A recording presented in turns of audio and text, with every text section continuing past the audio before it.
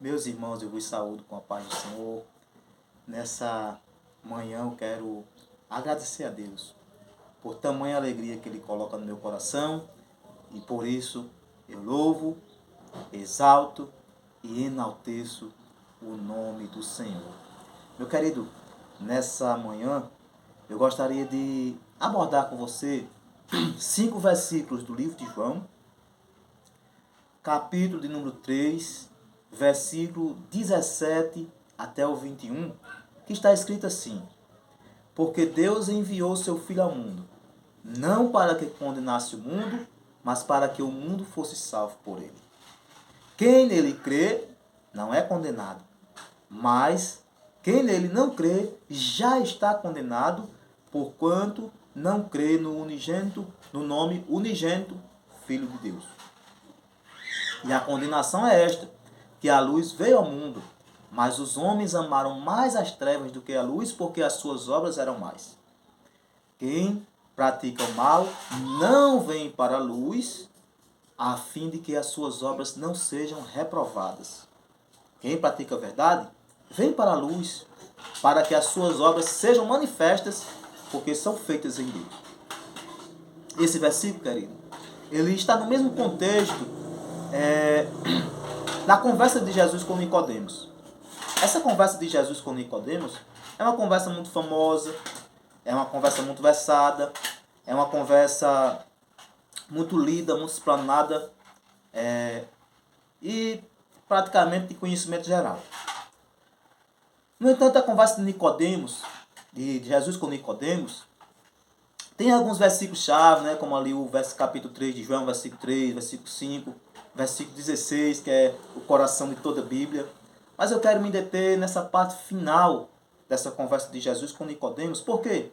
Porque aqui, querido, Jesus nos diz muito a respeito do Evangelho. Ele faz explanações bastante claras a respeito do porquê as pessoas não querer o Evangelho, rejeitar o Evangelho. E cabe a nós meditar um pouquinho nessa passagem. Você vê, querido, que no versículo 17 está escrito assim: Porque Deus enviou seu Filho ao mundo, não para que condenasse o mundo, mas para que o mundo fosse salvo por ele. Aqui pelo menos 4 coisas nós podemos aprender. A primeira delas é que Deus é o remetente da salvação. Ele é quem envia a salvação. Deus foi quem planejou a salvação. Deus foi quem primeiro pensou na salvação para o homem. Deus foi quem foi o provedor e é quem é o provedor da salvação para o homem. Então, se ele enviou seu filho com essa intenção de salvar, ele enviou, logo ele é o remetente da salvação. Jesus testifica isso a respeito de Deus, quando ele mesmo, depois de ressuscitado, ele diz para os seus discípulos no capítulo 20 de João, e versículo 21, assim como o Pai me enviou, eu vos envio. Então, Deus enviou Jesus, ele é o remetente de Cristo, ele é o remetente da salvação, ele é o planejador da salvação, ele é o providenciador da salvação. Glória seja dada a Deus por isso, porque senão, querido, nós estaríamos eternamente condenados, eternamente distante ante a face do Senhor e a glória do seu poder, e isso seria um estado de penúria e miséria indizível. Então Deus é o remetente da salvação. O versículo 17 diz que ele enviou seu Filho ao mundo não para que condenasse o mundo, mas para que o mundo fosse salvo por ele.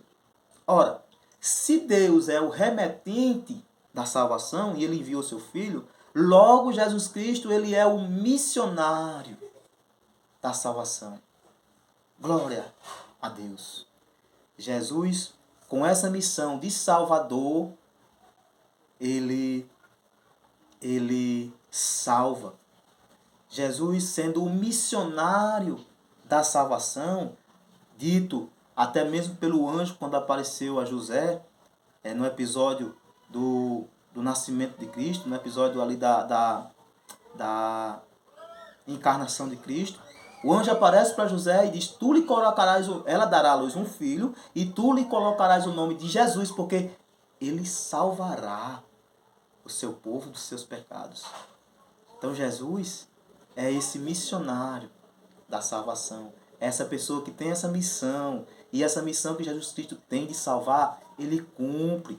Essa missão que ele tem de salvar, ele executa. Essa missão que ele tem de salvar, ele exerce com execuibilidade. Glória seja dada a Deus por tão grande e tão inefável salvação.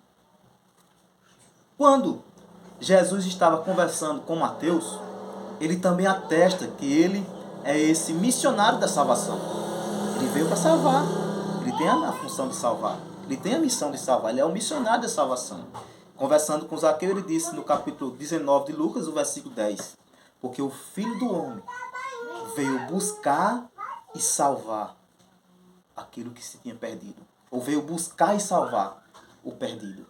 Eu estava nessa situação, muitas pessoas estavam nessa situação e fomos encontrados por Jesus. Fomos buscados por Ele. Fomos resgatados por Ele.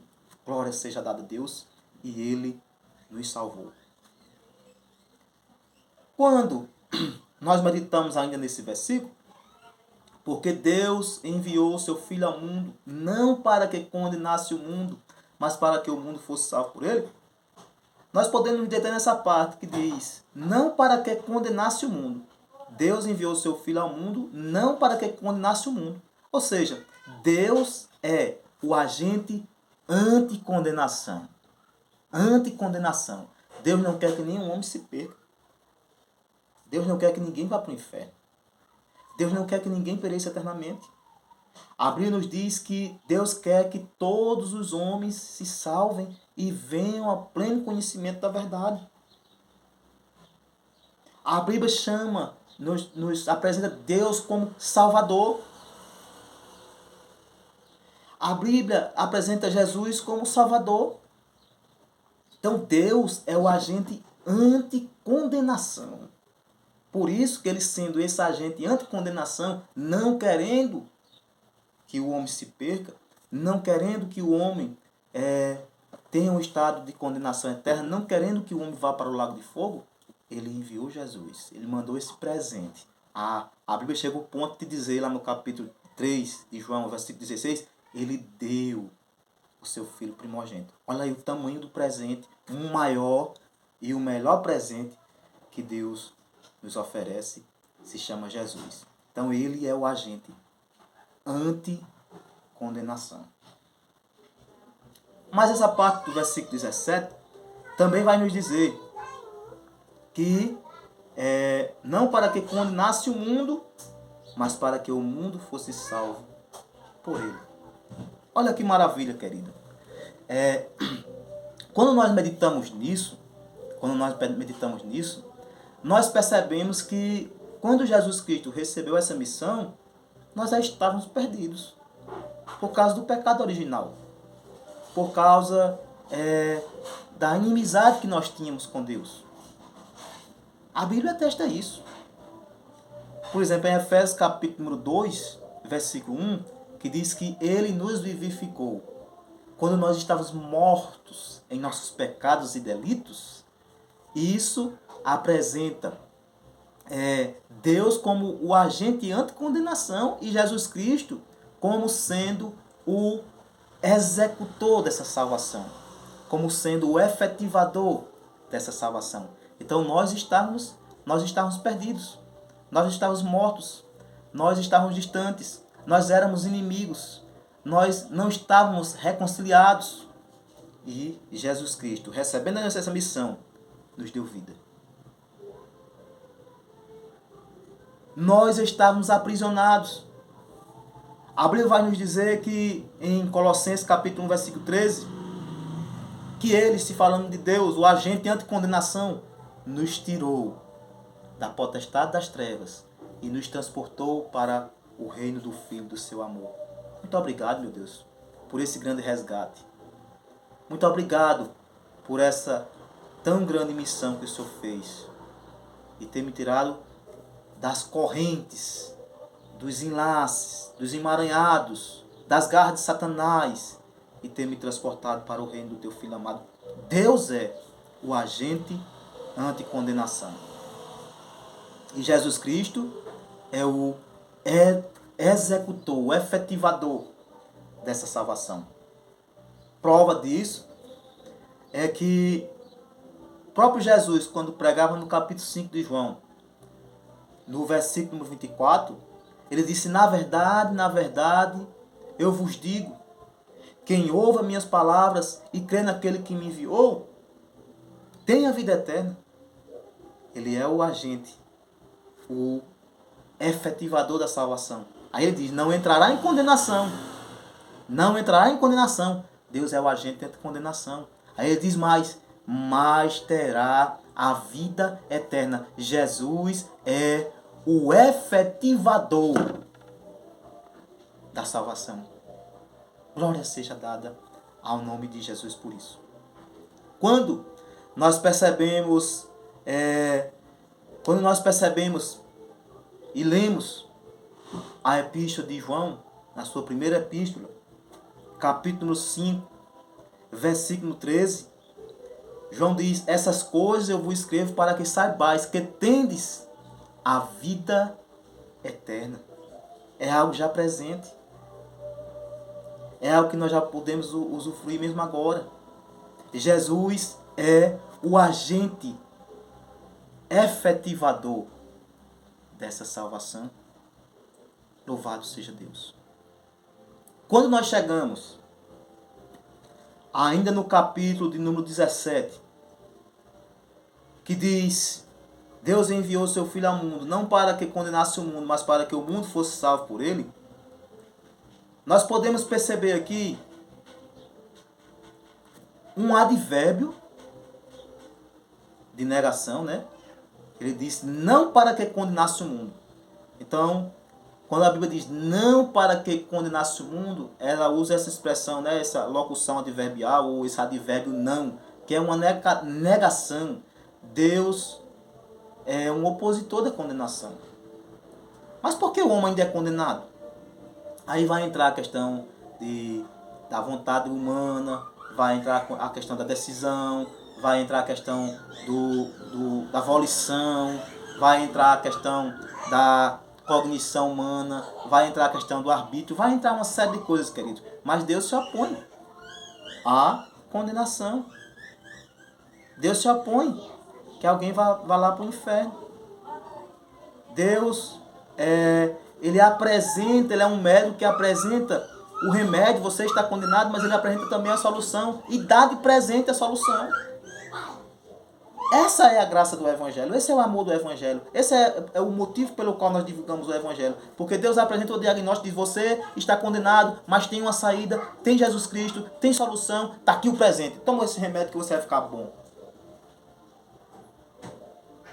Então esse é o advérbio de negação. Ele se opõe à condenação.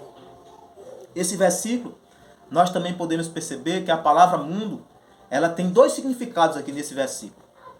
Primeiro, quando a Bíblia diz que Deus enviou seu Filho ao mundo, é a essa terra, a esse solo, a esse planeta, a esse pedaço de chão cheio de pecado, cheio de pecadores, cheio de imundície, de violência, de pecaminosidade, de corrupção, de sujeira, de pessoas fracas, de pessoas falhas, de pessoas imorais, de pessoas incorretas, de pessoas indecentes. Mesmo assim, ele enviou essa tão grande salvação. Então a palavra mundo tem esse sentido. Já na outra parte do versículo, a palavra mundo vai significar moradores da terra. Ele enviou seu Filho ao mundo, ou seja, a esse solo, a essa terra, a esse planeta, a esses rincões, não para que condenasse o mundo, ou seja, mundo aqui já tem o sentido de metonímia, é uma metonímia, uma figura de linguagem, aqui significa moradores do mundo, pessoas do mundo, habitantes do mundo, habitantes da terra, moradores da terra, pessoas da terra. Ele não para que condenasse essas pessoas. A intenção de Deus, a intenção de Jesus não é condenar. mas para que o mundo, ou seja, as pessoas do mundo, os moradores do mundo, os habitantes da terra, sejam salvos por ele. Essa é a intenção de Jesus, é salvar. Nessa manhã Jesus tem salvação para você. Nessa manhã a salvação te é ofertada. Nessa manhã você recebe esse oferecimento, esse presente. Você recebe essa oportunidade. Você recebe essa tão grande chance. Você recebe esse ato que pode livrar você do maior castigo que pode haver, que é a condenação. Ele oferta Jesus, ele oferece Jesus para que o mundo fosse salvo por ele. Mas aqui nós também podemos perceber uma voz passiva. Uma voz passiva. Isso por quê? Porque a Bíblia nos diz, para que o mundo fosse salvo. Isso é voz passiva, fosse salvo por ele. Isso quer dizer que Jesus é quem é o agente da salvação. Ele age para salvar, ele dá recursos para salvar. Deus envia o Espírito Santo para convencer. Deus envia o Espírito Santo para quebrantar o coração. Deus envia o Espírito Santo para moldar ali o homem, fazer o homem perceber que está errado, fazer o homem perceber que está em treva, fazer o homem perceber que está distante de Deus, fazer o homem perceber que é inimigo, fazer o homem perceber que está debaixo de ira, fazer o homem perceber que está debaixo de condenação. Então, Jesus é esse agente, Deus é esse agente para que o mundo fosse salvo por ele. Então, Jesus é o executor da salvação, e quando a Bíblia diz, fosse salvo por ele, o mundo sofre a ação de ser salvo. É como um grande presente que Deus dá e a gente recebe de braços abertos. Ele é o agente, para que o mundo fosse salvo por ele. Mas, quando nós chegamos no versículo de número 18, o versículo de número 18, está escrito assim: todo aquele que nele crê não é condenado, mas aquele que nele não crê já está condenado, porquanto não crê no nome do unigênito Filho de Deus. Aqui a Bíblia, o Jesus, falando com Nicodemos, apresenta duas classes de pessoas. A primeira classe é a classe dos que creem, dos crentes, daqueles que reconhecem que são falhos, reconhecem que necessitam da graça de Deus, reconhecem que necessitam da glória de Deus, reconhecem que não fosse a graça de Deus, eles estariam perdidos para sempre. Essa é a primeira classe. A segunda classe que Jesus apresenta para Nicodemos nesse versículo é as pessoas que não creem, as quais podem ser chamadas de descrentes, ou de incrédulos, ou de injustos. Tem várias formas que a Bíblia vai apresentar. No entanto, a Bíblia, quando ela relata esses dois tipos de pessoas, ela também dá dois predicativos.